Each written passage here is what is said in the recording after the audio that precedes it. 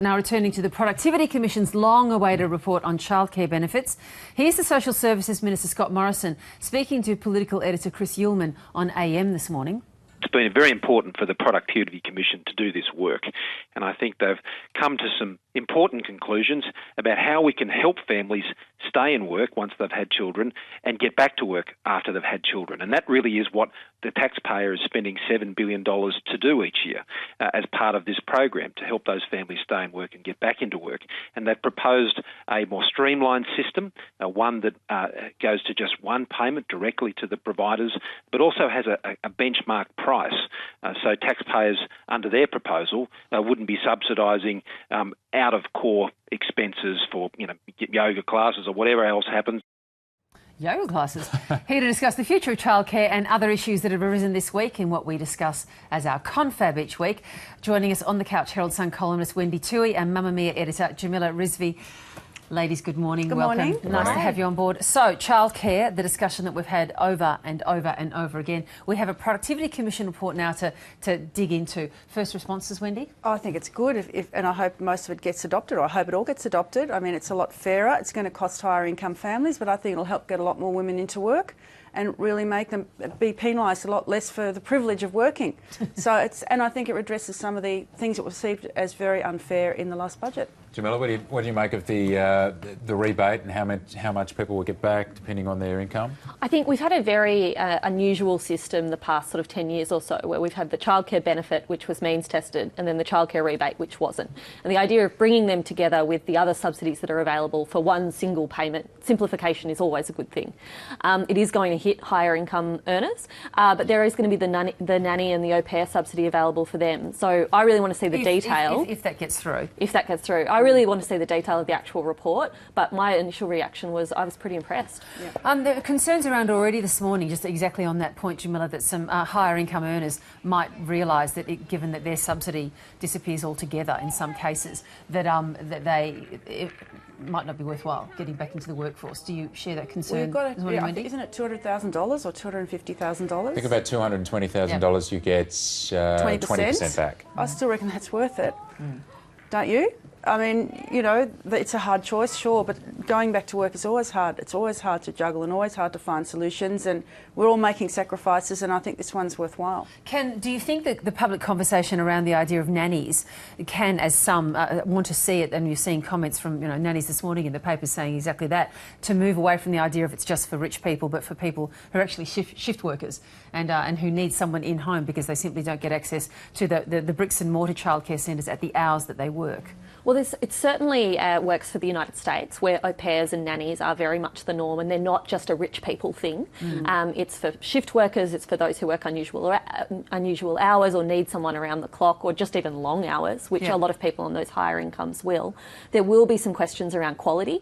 Childcare is not just about care, it's also about education, and when you've got unqualified nannies or au pairs, there'll be some questions raised there, I think. I don't really understand, is there an accreditation system to go through to be a nanny? Yeah, they're talking about that because, yes, definitely, that was mentioned in the earlier draft of the report that there would be, and I think you'd need a TAFE qualification or a Certificate 3. The Cert 3 that childcare workers should have when they're employed in centres. And in-home nannies, don't you reckon that's a better option than 24/7 childcare centres? I think it'd be nice. I think we need to broaden our mind about how we do it. I like the idea of perhaps someone's home with there being a nanny or even two, and a number of families, a number of mums and parents get together. Daycare. Exactly. Yeah. And perhaps, have their children all together, they have the socialisation, but, rather than the long centre, also you lose the cross-town commute. You clean up a whole lot of aspects of people's lives. You can keep it local. Yeah, I think there'll be some really interesting things that come out of this report. One of the ones I'm worried about is that most childcare centres charge the same rate for all children, but some children are more expensive than others. Babies, for example, where you've got to have a higher ratio of staff to children, cost more. So whether or not we're going to see more babies places as a result, whether the accessibility aspect is being addressed is also going to be a question. I'll tell you what costs the most is to have a couple of kids in childcare. Absolutely. We need a group discount. That's what you need. Your home only to become fair. a family daycare centre. Yeah. That's right.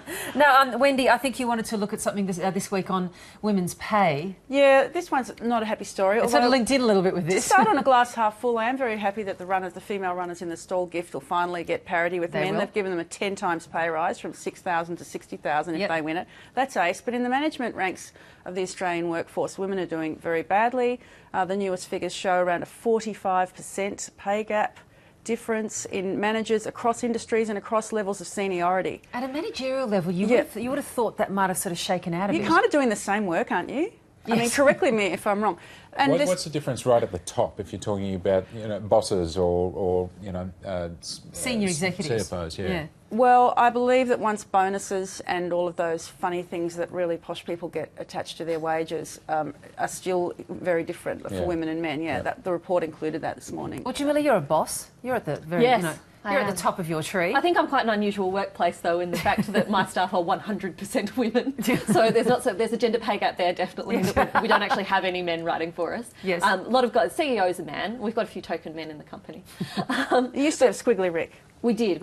One of the things that always interests me is that so much of the gender pay gap is often linked to the fact women do the majority of childcaring. And yet the report that came out recently, Wendy was telling me just before, says that straight out of TAFE, straight out of uni, is when the gender pay gap starts kicking in for women. So clearly it's not just about who has the babies. No, but Bart, the trouble is you then can't make it up once you take your time. And it just widens. Exactly, out of the workforce in order to have the children, then go back and you're way behind the eight ball. Something that struck me this week, and it did, I'm sure, everyone else at home as well, it's the perennial discussion whenever we have something like an imported food outrage, and we do with the hepatitis A imported Chinese berries this week, is that so many of us want to be able to buy local. We talk about buying local, but our hip pocket says no, buy the import because it's cheaper. Are we ever going to reconcile that one? Might this be the issue that does it? You can't buy local berries unless you are a senior manager. I mean, it's like $6 or $7 a punnet Yeah, for but raspberries. five and bucks a is punnet the- for blueberries, and yep. Raspberries is the berry we're talking about. Raspberries are priced out for a lot of people anyway. And you only get them sort of 3 weeks of the year. Yeah, and look, we could freeze our own. Lots of people have made that point. If you Right. really love them, freeze your own. But the thing is, actually buying local is incredibly hard. Once you start looking at the labels, so many of the ingredients in our most commonly bought supermarket items are imported anyway. So I'm glad the focus is on this, but I think it's going to be very hard to provide us with options. Will there be a strong and meaningful consumer response to this one, do you think, Jamila? Look, just from judging what I've seen on our websites, which is what people are coming back with Yeah. and saying to us is, we're worried, we're not doing it now, we're going to fresh berries, we're not buying anything frozen, but to be honest, in another few weeks, government will take care of it and we'll go back. Yeah, I think the pay, how much you Manana. pay is just there's too big a gap Yeah, between fresh and what you would ideally want, and then what is practical. I think Yeah. for the majority of people. Which must drive people crazy because, they want to be able to say that they're supporting their local production, their local farmers. And if you for can't parents, do that... there's so much pressure on you to get those 7 fruit and veg a day into your kid, and if you can get a couple in the frozen smoothie in the morning, Yeah. winning. Yeah, exactly. Just an extra layer of guilt for parents. Yeah, exactly. Jamila, Slap it on. Wendy, always good to see you and to have you on the couch for the Confab. Thanks so much. Thank you. Thank you. Thank you.